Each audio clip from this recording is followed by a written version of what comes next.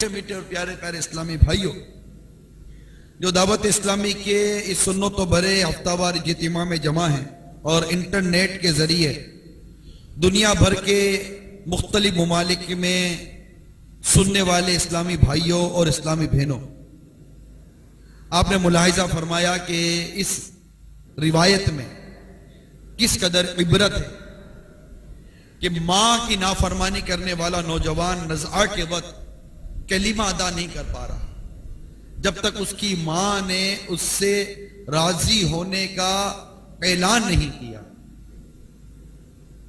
یہ حکایت ہمیں ماں باپ کے متعلق جھنجھوڑ رہی ہے کہ اے ماں اور باپ کی نافرمانی کرنے والوں، خبردار ہو جاؤ کہ ایسا نہ ہو کہ ماں یا باپ دونوں روٹھ گئے، اللہ ناراض ہوا، اس کے حبیب روٹ گئے تو کہیں ایمان برباد نہ ہو جائے، اور جس کا ایمان برباد ہو گیا وہ دنیا میں بھی برباد ہے، آخرت میں بھی برباد ہے۔ اللہ تبارک و تعالی ہم سب کو والدین کا مطیع و فرما بردار بنائیں۔ میرے میٹھے اور پیارے اسلامی بھائیوں، اللہ تبارک و تعالی نے قرآن پاک میں کئی مقامات پر ماں باپ کی اطاعت، ماں باپ کو خوش رکھنا، ماں باپ کو راضی رکھنا، ماں باپ کا ادب، ان تمام عنوانات پر اور دیگر عنوانات پر ارشادات ہمیں عطا فرمائے ہیں۔ سورہ نساء آیت نمبر 36 میں ہے، سورہ ابراہیم آیت نمبر 41 میں ہے، اسی طرح سورہ مریم آیت نمبر 12، 13، 14، سورہ عنکبوت آیت نمبر 8، سورہ لقمان آیت نمبر 14، سورہ نوح آیت نمبر 28، سورۃ الاحقاف آیت نمبر 15، اور اسی طرح قرآن مجید کی کئی ایسی آیات ہیں جن میں اللہ تبارک و تعالیٰ نے والدین کے آداب، والدین کے حقوق اور ان کے ساتھ حسن سلوک اور ان کے ساتھ بھلائی کرنے کا ارشاد فرمایا۔ اب ظاہر ہے کہ اتنی ساری آیات کا بیان اس مختصر سے وقت میں انتہائی مشکل ترین ہے، لہذا سورہ لقمان میں جو کچھ ارشاد ہوا کہ اللہ تبارک و تعالی ارشاد فرماتا ہے وَوَصَّيْنَا الْإِنسَانَ بِوَالِدَيْهِ، ترجمہ کنز الایمان، اور ہم نے آدمی کو اس کے ماں باپ کے بارے میں تاکید فرمائی۔ آگے چل کر ارشاد ہوتا ہے، تھوڑا آگے کیا تاکید فرمائی؟ یہ کہ حق مان میرا اور اپنے ماں باپ کا، یعنی اللہ تبارک و تعالی نے کیا تاکید فرمائی؟ حق مان میرا اور اپنے ماں باپ کا۔ اپنے حق کے ساتھ رب کریم ماں باپ کے حق کو بیان فرما رہا۔ خزائن العرفان میں اس آیت کے تحت ارشاد ہوتا ہے کہ جس نے پنجگانہ نمازیں ادا کی وہ اللہ کا شکر بجا لایا، اور جس نے پنجگانہ نمازوں کے بعد والدین کے لیے دعائیں کی، اس نے والدین کی شکر گزاری کر لی۔ اللہ تعالیٰ ارشاد فرماتا ہے وَإِذْ أَخَذْنَا مِيثَاقَ بَنِي إِسْرَائِيلَ لَا تَعْبُدُونَ إِلَّا اللَّهَ وَبِالْوَالِدَيْنِ إِحْسَانًا، ترجمہ کنز الایمان، اور جب ہم نے بنی اسرائیل سے عہد لیا کہ کسی کو نہ پوچھو اللہ کے سوا اور ماں باپ کے ساتھ بھلائی کرو۔ یاد رکھیے،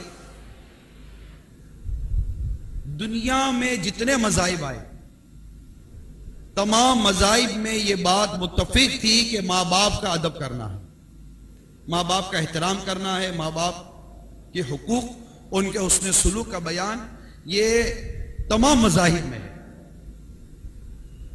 اور اس آیت کریمہ میں جو سورہ بقرہ کی آیت نمبر 83 آپ نے سنی، اللہ تبارک و تعالیٰ نے اپنی عبادت کے ساتھ والدین کے ساتھ بھلائی اور ان کی اطاعت کا ذکر فرمایا ہے۔ اب اس کی کئی وجوہات ہیں کہ اللہ تبارک و تعالیٰ اپنی عبادت اور والدین کے ساتھ بھلائی کو جمع فرما رہا ہے، یعنی اس کے متعلق ارشاد ایک ساتھ آ رہا ہے۔ اللہ تبارک و تعالیٰ اپنا حق، اللہ فرماتا ہے میرا حق مانو اور والدین کا حق مانو۔ جب ہم اس ارشادات پر غور کرتے ہیں تو ماں باپ کی اہمیت ماں باپ کے حقوق، ماں باپ کے ساتھ حسن سلوک کے بارے میں بڑا کانسیپٹ کلیئر ہوتا ہے، بڑی وضاحت ہوتی ہے، یا چند وجوہات اس کی بیان کی جاتی ہیں، اور یہ وجوہات تفسیر نعیمی میں مفتی احمد یار خان نعیمی رحمت اللہ تعالیٰ علیہ نے لکھی، جس کا مضمون کچھ یوں ہے جو میں ابھی بیان کرنے جا رہا ہوں۔ تو جو وجوہات بیان ہے ان میں سے چند وجوہات بیان کرتا ہوں۔ نمبر 1، اللہ تعالیٰ کی جو نعمتیں ہم دیکھ رہے ہیں وہ ہماری پیدائش کے بعد ہے، جو ہماری پیدائش کے بعد ہم نے جو نعمتیں رب کائنات کی دیکھی ہیں یہ ہماری پیدائش کے بعد ہے، اور ماں باپ ہماری پیدائش کا سبب ہے، لہذا رب تعالیٰ کی نعمتوں کا پہلا واسطہ ہمارے ماں باپ ہیں، لہذا رب تعالیٰ کے بعد ماں باپ کا احسان ہے۔ نمبر 2، اللہ تعالیٰ کی شان کریمی ہے کہ اس کا اپنے بندوں کو پالنا بلا طمع ہے، کوئی طمع لالچ نہیں۔ ایسے ہی ماں باپ بھی اللہ تعالیٰ کی عطا سے بغیر لالچ اور بغیر طمع کے اپنی اولاد کی پرورش کرتے ہیں۔ یہاں کسی کے ذہن میں وسوسہ آئے گا کہ اولاد کمائے گی، کما کر کھلائے گی، ماں باپ کو اس بات کی امید ہوتی ہے، تو مجھے یہ بتائیے کہ کیا ماں باپ کو نہیں پتا کہ کتنی اولاد کماتی اور کتنی اولاد کھلاتی ہے؟ ماں باپ کو سب پتا ہے۔ چلے وہ کمائے گا وہ کھلائے گا، جس کا ذہن اچھا ہے، جو کیا رہا ہے، معذور نہیں ہے۔ کیا ماں باپ اپنے معذور بچوں کی پرورش نہیں کرتے؟ کیا اندھے بچے کو نہیں پالتے؟ کیا گونگے بچے کو نہیں پالتے؟ کیا لنگڑے بچے کو نہیں پالتے؟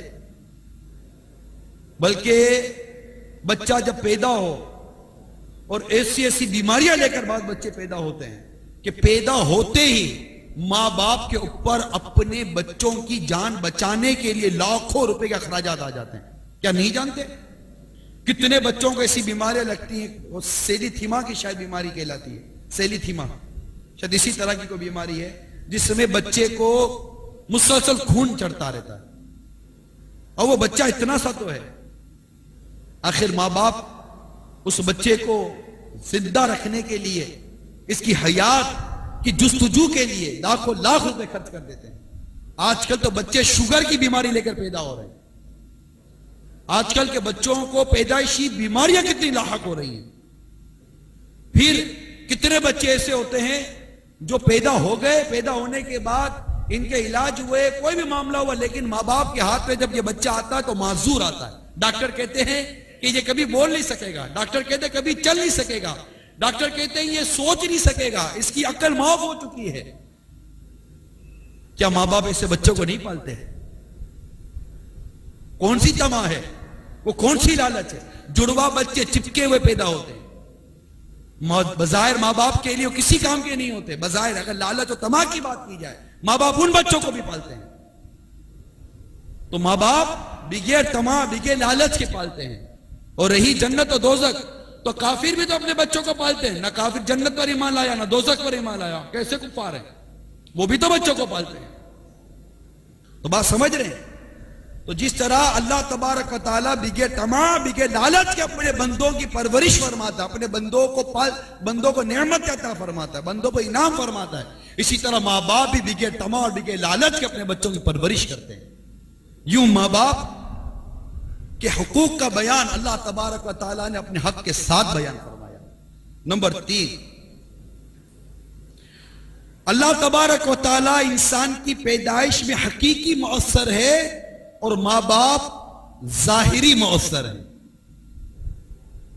نمبر 5، اللہ تعالیٰ جس طرح اپنے نافرمان بندوں پر انعام فرماتا ہے اور ان پر انعام فرماتے ہوئے اللہ تبارک و تعالیٰ ملول نہیں ہوتا، اللہ تعالیٰ ان سے انعام روکتا نہیں ہے، اسی طرح ماں باپ بھی اپنی نافرمان اولاد پر اپنی شفقت اور اپنی خیر خواہی کا دروازہ کبھی بند نہیں کرتے۔ نمبر 5، جس طرح خالق دو نہیں ہو سکتے، ہر بندے کا خالق ایک ہی، ہمارا رب ایک، جس طرح خالق دو نہیں ہو سکتے اسی طرح کسی اولاد کے دو ماں یا دو باپ نہیں ہو سکتے۔